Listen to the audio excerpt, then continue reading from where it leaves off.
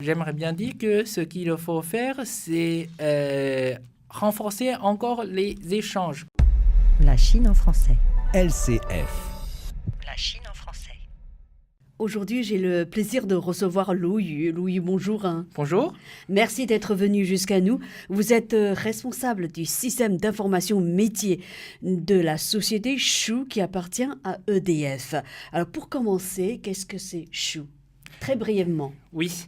Alors, Chaux, on l'appelle CNPE de Chaux, Centrale nationale de production d'électricité de Chaux.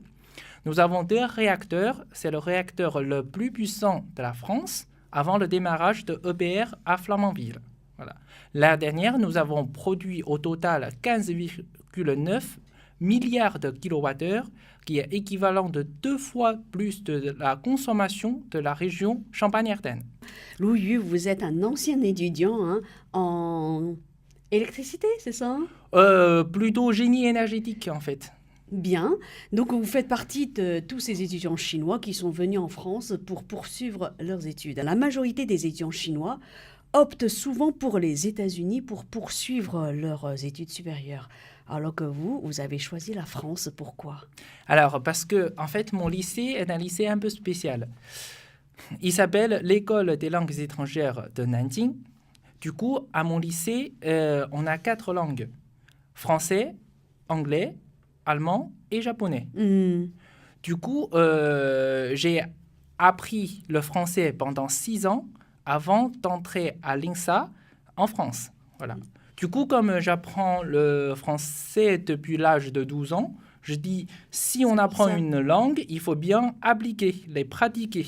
Alors, où on peut pratiquer le français, c'est la France. C'est la France, évidemment. Voilà. Et surtout, c'est aussi un accord partenariat entre mon lycée et INSA. Puisque INSA, Institut national des sciences appliquées, ils ont un bureau en Chine dirigé par Madame Ye et qui fait la sélection chaque année des étudiants, les lycéens, pour leur permettre de faire les études en France au sein des 6 INSA en France. Parce qu'on a INSA Lyon, INSA Strasbourg, INSA Rouen, INSA Rennes, etc. Voilà. Au total, il y a 6. Ça fait combien d'années que vous êtes en France? Alors, je suis arrivé en France en 2007. Du coup, ça fait presque 11 ans et demi que je suis en France.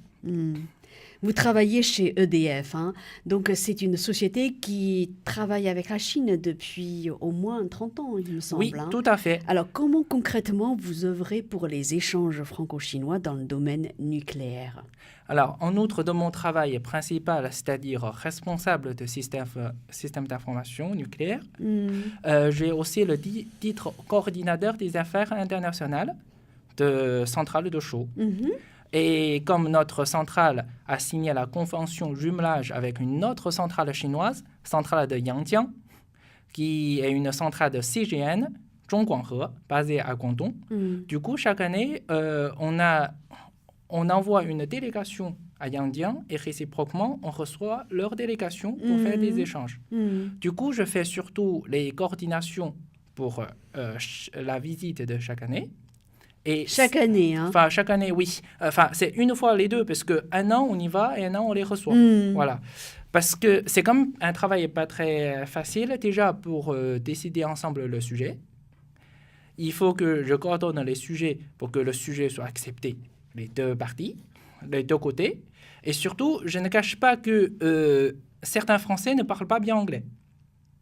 Du coup, en fait, notre mail d'échange ne peut pas être rédigé en anglais, sinon certains de mes collègues ne le comprennent pas. Voilà. Du coup, chaque fois quand j'écris le mail, c'est toujours français et chinois. J'écris 2 fois la même chose en 2 langues. C'est pour éviter l'ambiguïté. C'est pour éviter l'ambiguïté, tout à fait. Et surtout, les mots nucléaires sont quand même des mots un peu spéciaux. Donc voilà, si on les traduit en anglais, quelquefois, il perd son sens exact. Exactement.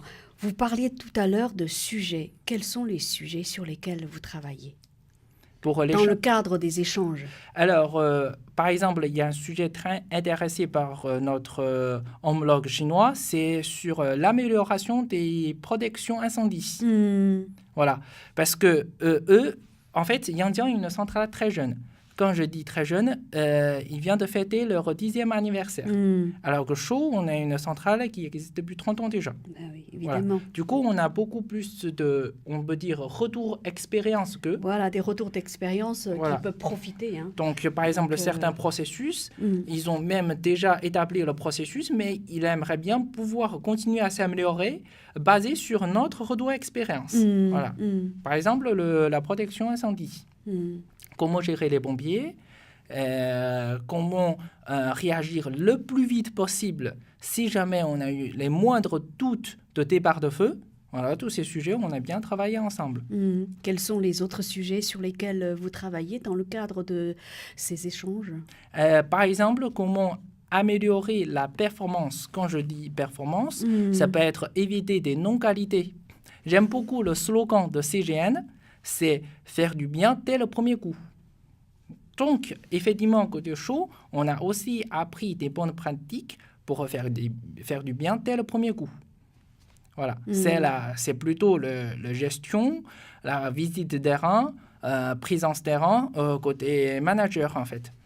Voilà. Vous pensez que dans ce domaine-là, hein, la France a une longueur d'avance sur la centrale, la petite centrale, la jeune centrale chinoise? Alors, sur ce point-là, niveau ingénierie, c'est mieux de poser la question à Areva, parce que c'est pas EDF. Areva. Oui, parce que nous, si vous voulez, EDF, nous sommes des exploitants de la centrale nucléaire, alors qu'Areva sont les fournisseurs et constructeurs. Du coup, niveau ingénierie, c'est mieux poser la question à Areva. Niveau d'exploitation, on peut dire sur certains systèmes informatiques, on est quand même plus avancé qu'eux.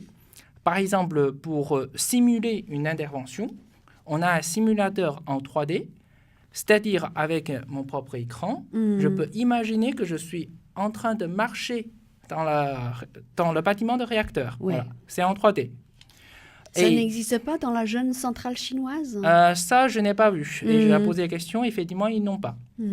Par exemple, sur la gestion des schémas, notre technologie sont assez pointues aussi. Par exemple, quand vous avez un appart où vous voulez acheter une maison, vous avez le plan. Bien sûr, dans le plan, vous avez la porte, fenêtre, machin. Oui. Imaginons, c'est la cuisine. Sur le plan, vous avez la vanne, robinet. Et dans notre schéma, quand vous cliquez sur le robinet, vous avez toutes les infos sur ce robinet. Ah oui. Fabricant, l'année de fabrication, toute l'histoire de maintenance, toutes les pièces échangées. Une fiche technique. Une fiche technique. On peut dire que c'est un schéma interréaction. On peut trouver, c'est pas seulement un schéma qui vous indique où se trouve le robinet, mais vraiment toutes les informations concernant ce robinet. En fait, nous sommes une radio franco-chinoise. Hein. Les thèmes qui nous intéressent sont liés aux échanges franco-chinois.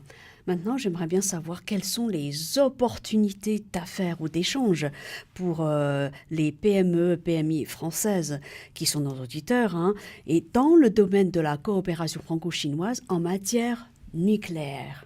Alors, c'est une très bonne question.